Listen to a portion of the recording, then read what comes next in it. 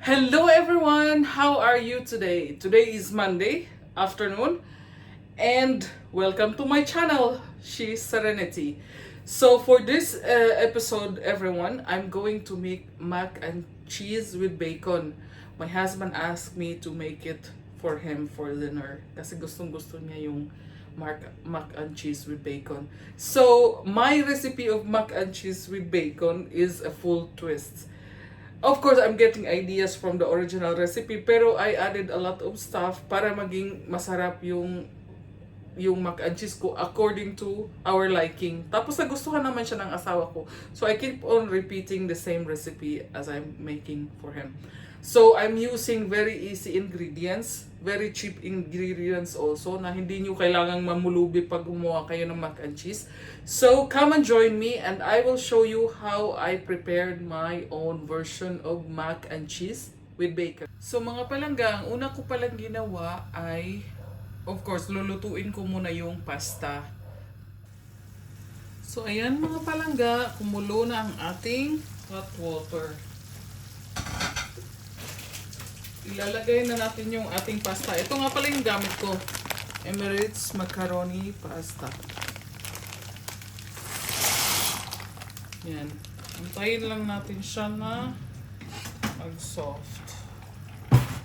So mga palangga, ang susunod kong gagawin ay ihahanda ko naman ang bacon. So I'm using this bacon. It's Oscar Mayer low sodium bacon. So yan ang isusunod kong i-prepare. Usually, yung iba, i-chop nila ang bacon ng maliliit and then they will cook it all together. But for me, gusto ko ng ganito para matanggal ko yung mga mantika. Hindi siya masyadong mamantika after. So, yeah, ipiprito ko lang yung bacon ng ganito hanggang sa maging crispy siya. So, ayan na yung ating pasta. Yung ating pasta, hindi ko siya niluto ng yung parang packaging na instruction. Nag-less ako ng 1 minute kasi nga i-bake pa siya. Ayoko yung soggy yung pasta. Then, our bacon. Ganyan na yung nangyari sa bacon. Yan. And this one mga palangga, it is a mix of Parmesan cheese and Manchego. I love Manchego with the Parmesan cheese. At imimix ko siya ng isang all-purpose cream. Ito. Mura lang to siya. Nabili ko siya sa Viva. Ito. Imimix ko siya dyan. So, let's assemble. First, ilalagay natin yung pasta.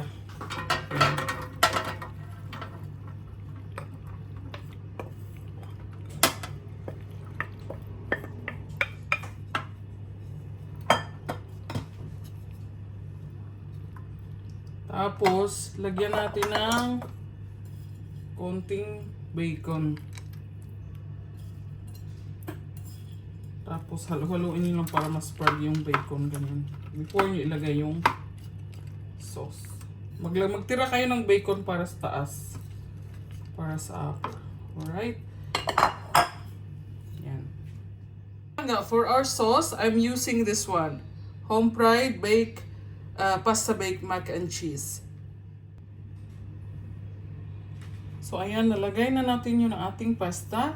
Ibuhudbud na naman natin tong sauce. Ganyan. Tapos, itong empty bottle, lagyan mo siya ng mga 150 ml of water at saka 150 ml of milk. So, gagawin natin yan. Ayan, nalagyan ko na ng water at milk yung empty ng ating pasta sauce. So, idadagdag natin siya dyan. Lalagay natin on the top. Kasi kailangan pang maluto more ng pasta, guys. So, guys, pagtapos natin mailagay yung sauce, ito naman, ito yung secret ingredients ko. Yung mixture po siya ng Parmesan, Manchego, at saka yung full cream sauce. Yung cream. So, ilalagay ko siya dyan sa ibabaw. Ito yung magpapasarap, guys. Hindi na ako naglagay ng mga garnish na mga garlic kasi yung sauce na nilagay natin yung unang-una yung home fried na yellow, meron na siya complete na yun siya. Kasi ayoko yung strong yung lasa ng ano, ng garlic at kung ano-ano pa. Ganyan. Gusto ko yung malasahan lang yung cheese at saka yung bacon. Ayan. Ganyan lang siya. Ilalagay ko siya sa taas. Ganyan. Tapos, then guys, on top, we will put the bacon again. Para masyadong masarap. Then, bacon again.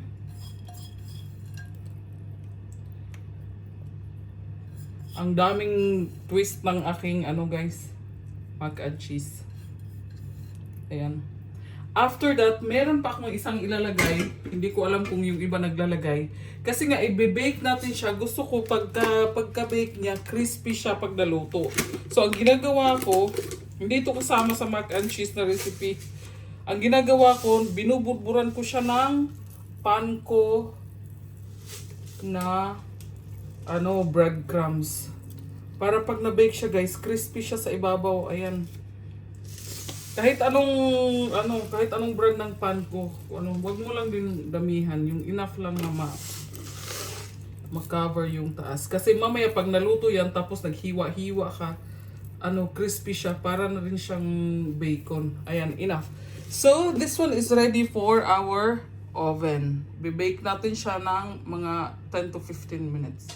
So, mga langga, eto na yung ating mac and cheese with bacon. It's done.